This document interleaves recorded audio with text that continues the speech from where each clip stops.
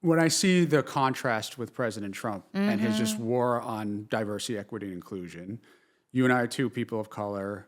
I got my start because Marty Walsh, the mayor of Boston, very publicly during his campaign said that his cabinet, because Boston was a majority minority city, it was important to him that he have a cabinet that was majority minority people of color. I would not have gotten that job if not for that. And it's not because, well, first of all, there's a million reasons why I'm grateful to Marty Walsh, but he provided opportunity and he took diversity very seriously because he realizes that the different voices at the table that come from different backgrounds are important. Joe Biden did the same thing, right? Like there are people who were, entry-level people in the White House and different agencies who will end up running the White House someday because of that focus and that emphasis. I just see this president complete opposite and just declaring war on DEI, turning that into a negative phrase, right? Woke, hijacking that. What is your thought on just seeing this kind of conversation happening? Well, look, I think that representation matters. And when you talk to folks within the Trump administration or even Republicans that are still publicly aligned with the administration, right? Because they want to be able to work in this town. They'll say, I can't work if I criticize the president. And I'm like, well, y'all better get it together, okay? We are marching towards autocracy. We might be on the road already. They say, well, I mean, he is President Trump that had the first woman to ever be chief of staff to the president. All the women in his cabinet, he's given opportunities to women. And that just really brings me back to the point that representation matters, but it is substantive representation that matters. And I have landed on, I think people love Susie Wiles and they like to highlight Kristi Noem at DHS. And the current labor secretary, right? They like to throw out all these. Well, look at all the women that he's named. Substantive representation. People love Susie Wiles because she gets in no one's way in the White House. Susie Wiles is not stepping on toes. She's not telling Stephen Miller no. She's not telling the president no. She has no control. It is very clear every single day. But sure, yes, she is the first woman to serve as a White House chief of staff.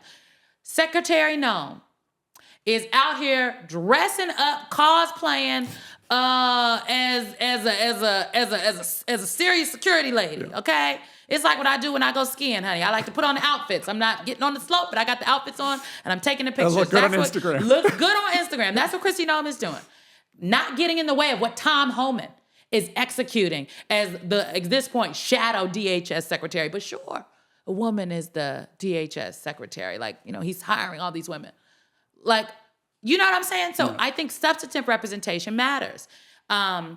And the reality of the situation is the people that the reason, I think there's many reasons why there is a war on quote unquote DEI. Some of it goes to this narrative that a number of the people who support the president, core to this MAGA ideology, is that somehow the diversity of this country has given opportunity to people that are unqualified for it. And so when people talk about diversity, equity, and inclusion, they are creating opportunity for people that otherwise would be nowhere near it because they are not qualified to have it. And that's like the opposite of what actually DEI initiatives are. Like you wouldn't have had some of your opportunities. I wouldn't have had some of mine, not because I'm not qualified, but because I wouldn't have had the opportunity. Yeah. People were not looking our way. And so some of these initiatives open the door. But if you are a part of a DEI initiative, if you will, you are supremely overly qualified for what it is 9 times out of 10. I think the other piece is that the reason that they want to dismantle the federal government, in my opinion, is to stop people so that they're not hindered by their agenda. They literally want to create this unitary executive, and when you have career officials, that's very hard to do. But the federal government is the largest employer in this country. And it was the federal government by which, when the private sector would not hire Black people in this country, the federal government would.